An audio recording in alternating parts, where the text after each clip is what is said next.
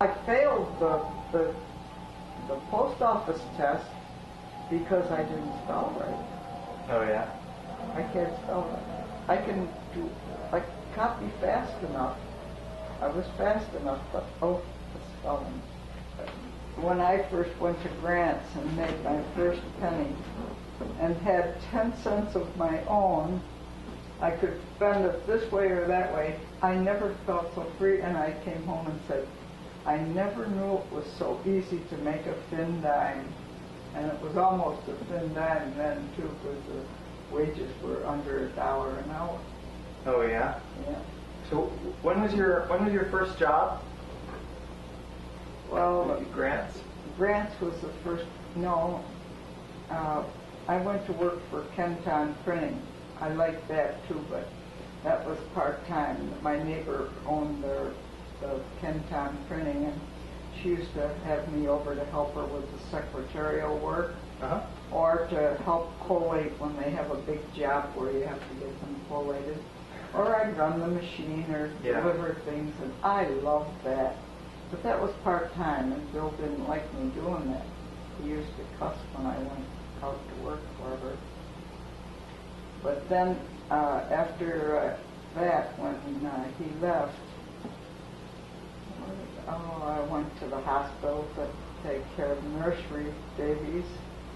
That I couldn't get because the hours they wanted to give me, I would be gone when Tom would be in school. And even when they're in high school, I think children need their parents. We all used to go up to the beach vacationing together. Yeah, Long Beach, we went there year after year. In the Girl Scouts, I was one of the chaperones. And we had to work to earn the money to go to New York City on the bus. So what did you do to earn money? We served dinners, we sold candy, we did everything. The Girl Scouts are pretty good at that. Oh, we had a good time though. We finally made the money, Nancy and I. And that was the first trip when we came home the day before Bill got married. And we had been on the bus, and we had been up all night, and my legs were like that. So did you ride the bus on the way back home at night? Yeah, that's when our legs got all big fat from staying all night. When we went down there, the bus broke down in the middle of the night. Oh yeah. And we were trying to sleep on the bus, and there was a couple of people that got car sick. So Ruth had to take care, that they had their pills and everything. Well, I can go to sleep any place. And I just laid back on the bus seat and went to sleep. But then, so they gave us a treat for that because we missed something down in New York City, some trip. Went to the Statue of Liberty. We went to Staten Island to stay on the Girl Scout camp. So every day we had to come over from Staten Island to the main city, and there's a long walk from there. The boat ride is pretty short. It was only 5 cents, but then it was 5 cents until a little while ago. But we would get on that ferry and come across to New York City and go someplace different every day for a week. and we walked, and we walked, and we had to walk to the bus over on Staten Island. We had to walk, it was either a half a mile or a mile back to the outhouse on the island. So we all had blisters. Surprised they couldn't move the outhouse to where you were sleeping. Well, this was a camp For the that mobile. they had already made several years ago. I suppose they didn't want the smell of it up there. But, and every morning we'd get up and make a whole bunch of peanut butter sandwiches, peanut butter and jelly. Oh, so you took your meals. Well, we didn't take all of them. Yeah. The first day we went over and we went to a restaurant. Uh-huh. And the first thing we went in there, it was a place where it was supposed to be cheap. But the first thing he said is, we leave 10% tips. And I said to the girl, when he tells Girl Scouts that they should do that, I said, we'll leave them a penny. Just to insult him. That's ignorant to tell people that.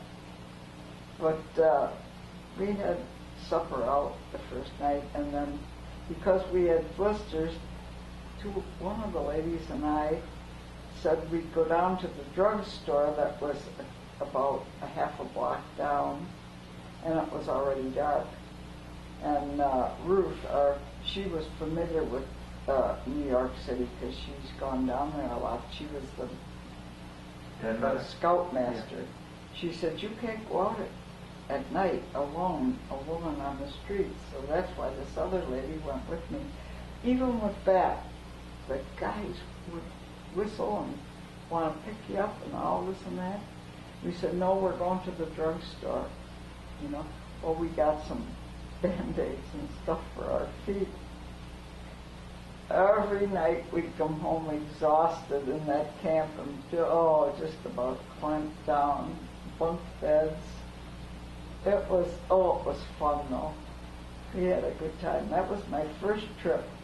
And when we came home the next day, we got home on a Friday, and Saturday Billy and Marilyn were getting married. This is the first marriage.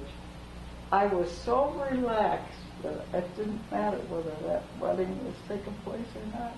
I was so relaxed from the trip. Yeah. The world seemed smaller. You know, it seemed, this world is so, we're just a little part of it. I've gone to Israel.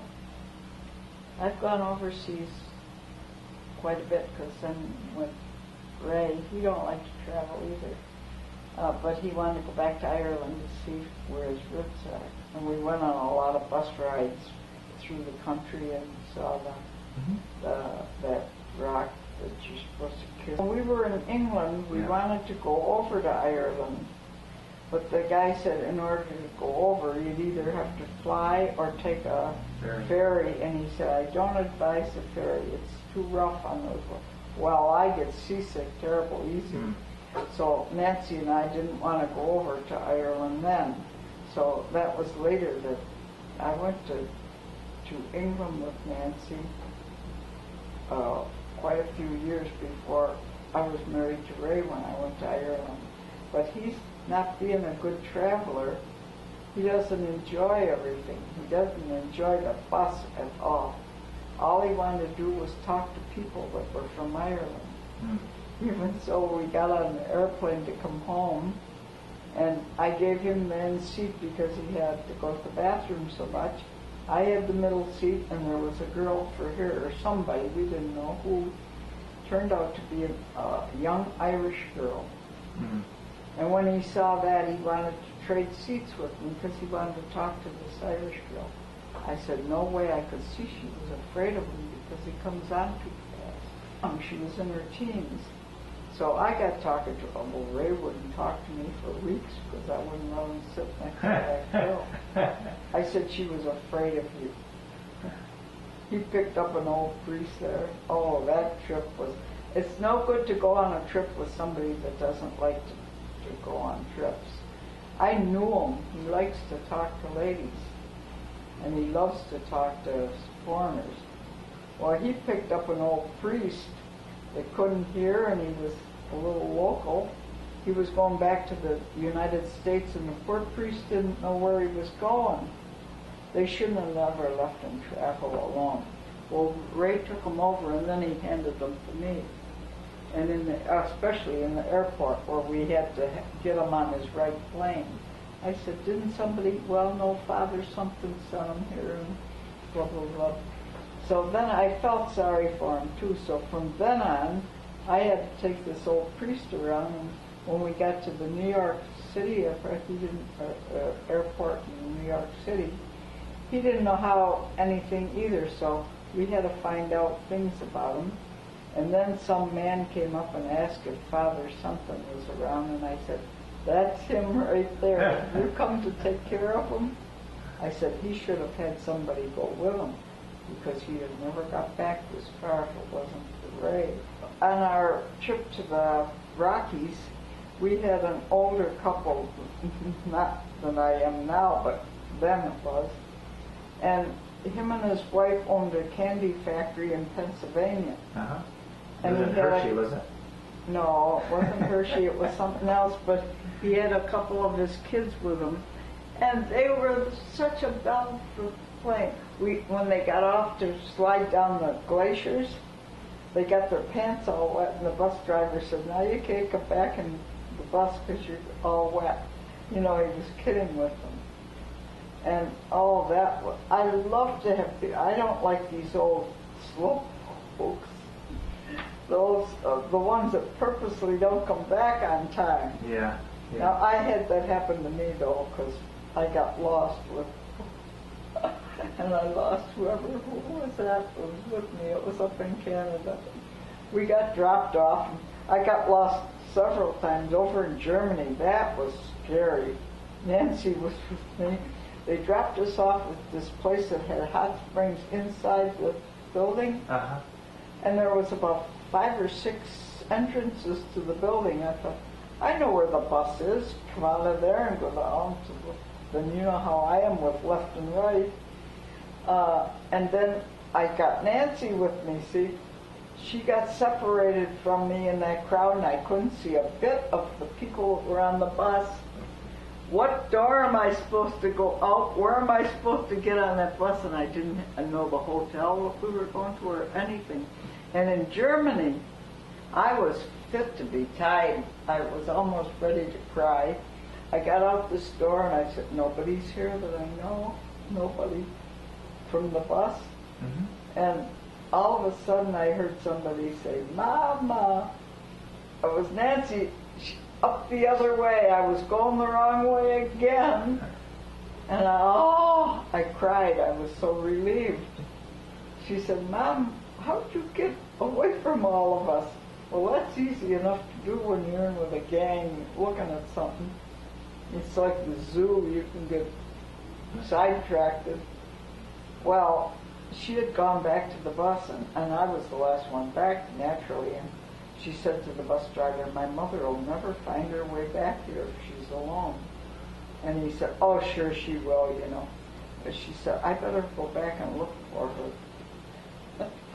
It's lucky he left her come back, because I was going the opposite way. And I didn't know what hotel we were going to, so I didn't know what to tell them where and in German, oh, that was scary. That was really scary. But I liked Switzerland, and as we went up on the highest Ferris wheel over there. Did you do that? No. Highest one in the world? I think it's in Switzerland. Yeah, it's in Asia now. They built a high one in London, and then now all the latest high stuff is all in Asia. Oh, is it? Well, that was the highest one in the world. Then it was over in Europe. What part of Switzerland? Zurich. Is that where all the hotels are in there? Yeah, I haven't. Parks. A lot of banking and stuff in Zurich. Yeah, it's real busy. We stayed right in that one, and then they went around to where the Sound of Music was. See, this trip is mixed up because it was Germany and Switzerland, and I've got them kind of mixed in my mind now. Well, they both speak German. Yeah, they speak all kind of different German. Not only German, and most of the people understand English, but some of them don't understand English. Today almost everyone does. Especially if you go to a restaurant, and we have little cards to tell us we had to transfer our money over into francs or whatever it was, and it read how much it was worth, you know. And now they'll cheat you right and left over in Europe. In Germany, here we were staying in Omer Ammergau, a nice family place. You have to stay there overnight in order to get to the Passion Play. And this lady, she said, in order to go to the Passion Play, you've got to rent a blanket because it's going to be cold. So she gives us this, we each rented a $5 blanket for the day. And when we got there, it was just in the way because it was too warm and we didn't want to sit on this one thing. So at noontime when they left you out for the intermission, we were close enough that we walked back to the hotel, or to the home where we were staying, to give it back to her because we didn't want to be saddled with this blanket on top of everything else we're doing. Yeah. We went out for lunch. They had about an hour and a half for lunch. And the people in that village, I'm telling you, them people, you would never believe they believed in the Bible at all. When they get out of the play, most of them come and they rent these shops. They sell things in the shops. Yeah. It's a small town, Omer Ammergau was then. And the same characters are in the play that are playing these righteous parts. You get them in a shop or on the street. The streets are about, or the sidewalk is about that big, and it's right next, here's the curb. Yeah. So that if you're walking on this side, they can push you right off in the street. And you know how narrow those streets are over there. The buses hardly get down them. Well, them German men are so impolite that if you're walking anywhere near them, they push you off. Nancy noticed it too. Well, I'm quick to judge like that. I'm nasty, but when Nancy notices it, it's going something. Because when she got back to the New York airport, a colored porter bumped into her and he said, "Oh, pardon me, miss." She said, "Those are words of glory." All of the German men are, all the European men can't even touch the American men. Well, anyhow, we went through that day, and they want to sell you everything. They wanted to sell us a book to tell us what was going on in German, you know. I said, I know that Passion Play well enough, I don't need that book. And you could. Yeah. You could tell what they're singing about and what they're doing. You know the story so well. And there we saved ourselves a few pennies. I've forgotten what they were selling for. And we went out for lunch, and it was a pretty little town. And the people, the ladies, can't be in the Passion Play if they're married. None of the married people, women, can be in that. It takes a lot of people to be in that Passion Play. The whole town is in it, excepting the married women. Yeah. So they're the ones that are running these rooms in the houses where you stay. She was so sweet, and I thought, that's not being nice to be sweet and sell us a blanket when she knew we wouldn't need it. Well, Luxembourg and we went quite a few places. Did you go to Munich? Yes. Mm-hmm. That's just like one of our cities. Mm-hmm. Yeah, it's a built-up It's a city. big city. I like the little quaint towns where they were different.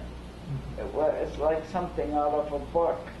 Yeah. The streets are narrow and the houses have got flower boxes on them. Mm-hmm. So it was nice. Well, this restaurant we went to, so they sold all them sweets, you know. Mm-hmm. So we saw all these fancy things.